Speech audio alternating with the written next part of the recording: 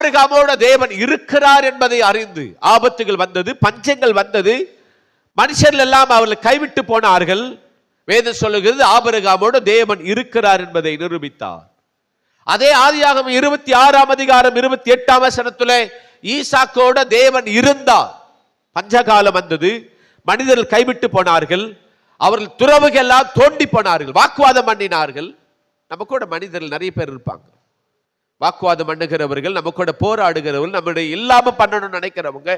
இவர்கள் மத்தியில நம்ம ஒன்றை அறிந்து கொள்ளணும், கர்த்தர் என் பட்சத்தில் இருக்கிறார். ஈசாக்கோடு கூட கர்த்தர் இருந்தார்.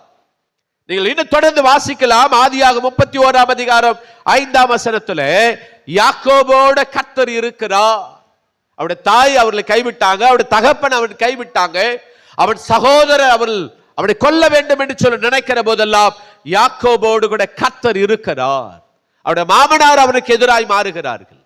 தேவ ஜனமே, இந்த உலகத்தில் வாழ்கிற ஒவ்வொரு மனுஷனுக்கும் ஒரு பெரிய ஆசீர்வாதமோ தைரியம் என்ன தெரியுமா? கர்த்தர் என்